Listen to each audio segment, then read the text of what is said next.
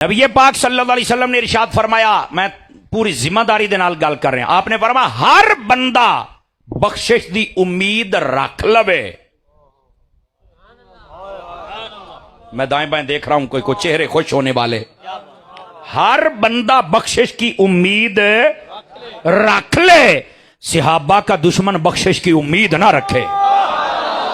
अजी हदीस नहीं जे मुक्की, फरमाया क़यामत वाले दिन चुन चुन के मजमे में से सहाबा के दुश्मनों को उठा के जहन्नम में डाला जाएगा। मैं कहूं तकड़े हो, बहुत सहाबा दे दुश्मनों तकड़े हो, वो जरा समझ आ रही है आप हज़रात को? नबी पाक की आल हो, मोहब्बत होगी तो जन्नत में जाएगा। असहाब हो, मोहब्बत होगी तो जन्नत में जाएगा। किसी एक ना नफरत करके वेख, जे साईं तेनू लम्मा ना पाउण तो गल होई। ये याद रख लें। और फिर ये निस्बतों का लिहाज करना और हया करना और इनका अदब और एहतराम करना, ये अल्लाह ने भी सिखाया है और हमारे हबीब ने भी सिखाया है। जो निस्बत वाली चीज होती है, आप देखें खाने काबे के अंदर 360 बुत थे, पर उनको निकलवा के फेंक दिया। समझ आ रही मेरी बात की? लेकिन वहां पर एक पत्थर है जिसको मकाम इब्राहिम कहते हैं, उसको अंदर ही रखा है। और फरमाया वत्तखिज़ू मिन मकाम इब्राहिम मुसल्ला, फरमाया कि ये जो मकाम इब्राहिम है ना, इस पत्थर के करीब खड़े होकर ना रब की नमाज पढ़ा करो, इसको मुसल्ला बनाओ। यार सोचने की बात है, बाकी भी पत्थर हैं, ये भी पत्थर है, उनको निकाल दिया गया, तोड़ दिया गया, फेंक दिया गया, उसको रख लिया गया। वजह यह थी कि जो वो पत्थर थे उनकी निस्बत काफरों के साथ थी, इस पत्थर की निस्बत हजरत इब्राहिम के साथ थी। समझ आ रही है मेरी बात की?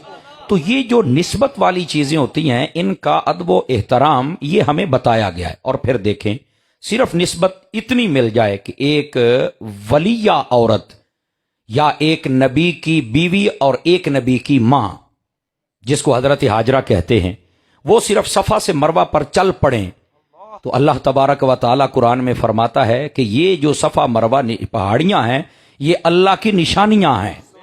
सिर्फ इतनी निस्बत उन्हें मिली, वो अल्लाह की निशानियां बन गई। तो निस्बत की वजह से वो निशानियां बनी, वरना पहाड़ तो पूरी दुनिया में मौजूद है। और उन पहाड़ों के ऊपर तो कोई शायद इतने दरख्त भी नहीं उगते जितने हमारे मरी वाले पहाड़ों पे उगते हैं। लेकिन इनको निशानी नहीं कहा गया, उनको कहा गया। वजह क्या है कि उनको निस्बत है अल्लाह वालों के साथ। तो जो निस्बत वाली चीजें होती हैं, इनका लिहाज और इनका एहतराम, ये अल्लाह ताला ने भी सिखाया और मेरे हबीब पाक ने भी सिखाया है। समझ आ रही? फ्रंट सीटों वाले जरा सुभान अल्लाह अगर कह सकते हैं तो। अच्छा, दूसरी बात, नबी पाक सल्लल्लाहु अलैहि वसल्लम के जात के साथ जिसको निस्बत है ना, वो चीज अजमत वाली है, ये याद रख लें। आप देखें, मैं मोटी सारी 2-4 चीजें बता देता हूं, इधर देखें मेरी तरफ आप हजरात। दुनिया में और भी नबियों को किताबें मिली और सहाइफ मिले, लेकिन सबसे अजमत वाली जो किताब है वो कुरान है। इसकी वजह क्या है कि इसको निस्बत हुजूर के साथ है। उम्मतें तो पहले नबियों को भी अल्लाह ने अता फरमाई, लेकिन सबसे ज्यादा फजीलत वाली जो उम्मत है वो उम्मत मुस्तफ़ा है। अब इसकी वजह क्या है कि इनको निस्बत मेरे आका के साथ। शहर दुनिया में बहुत हैं, लोगों ने हो सकता है बड़ा खर्चा किया हो, लेकिन जो मकामो मर्तबा मक्का और मदीना का है वो किसी और का नहीं है। उसकी वजह क्या है कि निस्बत मेरे हुजूर से है। इसी तरह जितने भी कायनात में आला लोग गुजरे हैं, वो नबी हूं, वो वली हूं, वो जो भी हूं, उनके घराने भी बड़े आला हैं। लेकिन याद रख लो, कायनात में घराने बड़े बड़े आए, पर मेरे मुस्तफा जैसा घराना किसी का नहीं है, क्योंकि निस्बत मेरे हुजूर के साथ है। जो पहले नबी थे उनको भी अल्लाह ताला सिहाबी देता था, पर उनको हवारी कहा जाता था। हमारे महबूब के सिहाबियों को सिहाबी कहा जाता है। तो ये बाकी नबियों के सिहाबी भी हैं, पर मुनफरिद शानों वाले हुजूर के सिहाबी हैं। वजह क्या है? निस्बत मेरे हुजूर के साथ। तो मैंने ये मिसालें इसलिए दी ताकि आपको पता चले कि मरकजी हैसियत ये मेरे हुजूर की है। अब जिस को निस्बत हो गई ना, उस चीज को अल्लाह ने रुतबा अता फरमा दिया है। तो जब नबी पाक वाली निस्बत वाली चीज को अल्लाह ने रुतबा दिया है, तो क्या आप ख्याल है कोई बंदा ये तसव्वुर कर सकता है कि अहले बैत को निस्बत कामिल नहीं है या सहाबा को कामिल निस्बत नहीं है? नहीं, ये मुसलमान बंदा तो नहीं कर सकता, ते काफरां नाल साडी गल ही नहीं। اگر مسلمان بندہ یہ تصور نہیں کر سکتا تو پھر کم از کم مسلمان کو یہ بھی تو سوچنا چاہیے کہ جب ان دونوں کو نسبت کامل حاصل ہے تو پھر ہماری بھی ان کے ساتھ محبت کامل ہی ہونی چاہیے. اب بات سمجھے آپ سبھی حضرات؟ اچھا، ایک بات اگر آپ کو سمجھ آ گئی کہ یہ حضور کی نسبت والی چیزیں اور نسبت والی چیزوں کا لحاظ رکھنا، حیا کرنا، محبت کرنا، یہ ہمیں سکھلایا گیا ہے. ایک نقطہ تو یہ ہے. اب دوسری بات سنیے گرامی قدر حضرات، جب بھی صحابہ کرام اور اہل بیت کی بات کی جائے نا تو ہوا میں تیر نہیں مارنے چاہیے. آپ پڑھے لکھے لوگ بیٹھے، میں نے کیا کہا، اس بات کو ذرا سمجھنے کی کوشش فرمائیں. ہوا میں تیر نہیں مارنے چاہیے. تو آپ کہیں گے سمر صاحب کیا کہنا چاہتے ہو؟